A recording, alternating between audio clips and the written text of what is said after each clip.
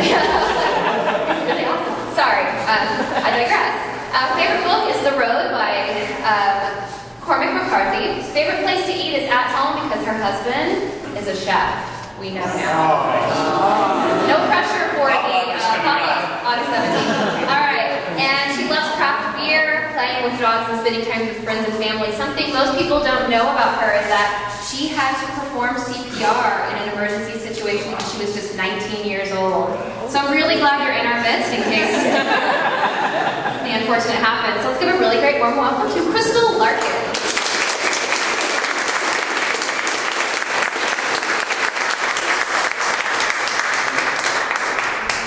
Guys, I brought some notes because I'm a little nervous and I'm one heck of a rambler, so hopefully this makes it less painful for us all. Because I'm really not going to be talking much about my fall from faith. There really isn't a whole lot to tell. I never really had much for faith. And while my atheism was what originally brought me to Oasis, it really isn't what keeps me coming back. That credit really belongs to vulnerability because it's what I see here week after week. And for my first visit, I was greeted by Amy, and she had a big smile on her face, and her arms reached out for a hug. And there I was in the embrace of a perfect stranger, not really knowing that was just the tip of the iceberg of the vulnerability I'd be experiencing. Because every week we have someone come up here, and they tell us their life story. Sometimes they're funny, sometimes they're absolutely heart-wrenching. But in each case, they're all exposing themselves to us. They're being completely vulnerable with us. Check minutes. And for me, that's like really cathartic because I struggle with vulnerabilism. Growing up, I had to deal with an alcoholic mother, and while she kept her physical abuse the rare occasion, her verbal abuse was there pretty much every time she drank. And that was every weekend, every other weekend, big nights from about age 7 until I was able to leave. And I'm going to spare you the sad details and just say when a person who's supposed to make you feel loved and teach you to love yourself and protect you doesn't, you're really left feeling exposed and vulnerable in all the wrong ways.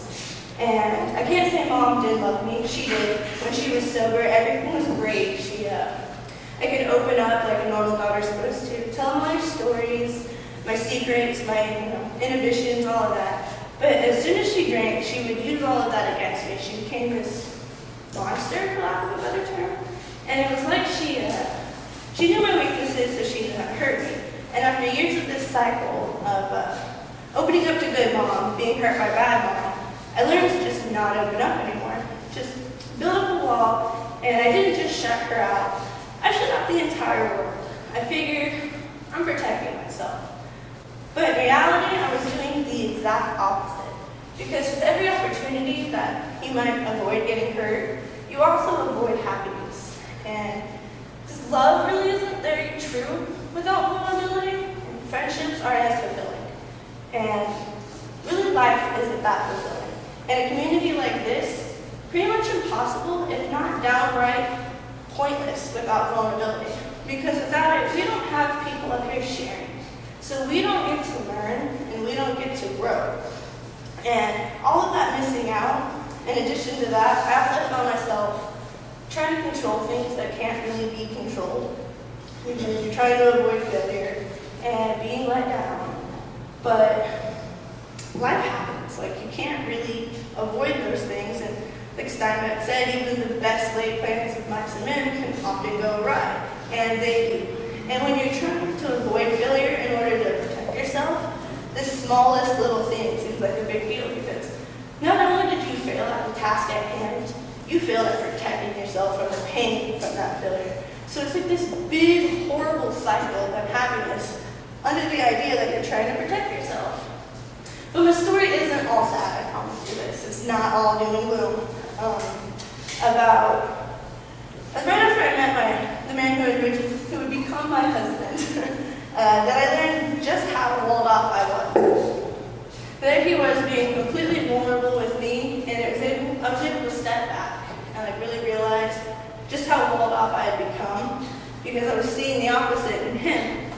And luckily we stuck around because with his help and patience, like we were able to break down. He taught me that it's okay to be vulnerable. And in fact, it is really, really worth it because like I said, there's so much happiness. And I was able to just share my feelings and thoughts, stop trying to control the uncontrollable, because really you just end up failing at that. And you should learn to be okay with failure. Like Helen tries to teach us with her fun activities up here, that it really is okay because it's just an opportunity to learn. It's not a reflection of your worth, not at all. So after learning all these things, I started doing a little bit of research into just vulnerability, because I thought that was what it was that I had a problem with. I thought that it was just mom, but really it was vulnerability that I had the issue with. So I started doing a little bit of research, and I ran across Dr. Brené Brown. She has a TED Talk and a couple of books out.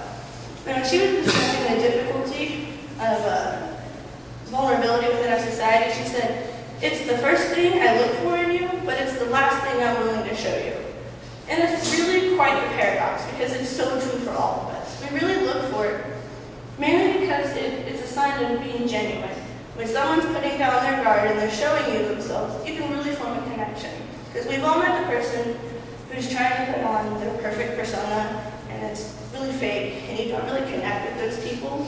We also look for it because it's also a sign of being non-threatening. We're letting down our guard to each other. And it's really how something simple as the handshake forms. We're all trying to, you meet somebody, make sure they're not armed. It's just a small sign of vulnerability. And as a society, we've really gone from that to where we are with the internet. And we're able to custom build these walls now. Everything from photoshopping and filtering our personal image to we appear flawless, to select posting what it is we share with people so we don't have to face scrutiny about our political views, religious or non-religious views. We're able to build up this complete wall to hide our authentic selves. And since I've seen both sides of it, I can't help but wonder what our human experience would be like overall if more people thought that it was the first thing I look for in you and the first thing I'm willing to show you. So thank you for allowing me to be vulnerable with you guys.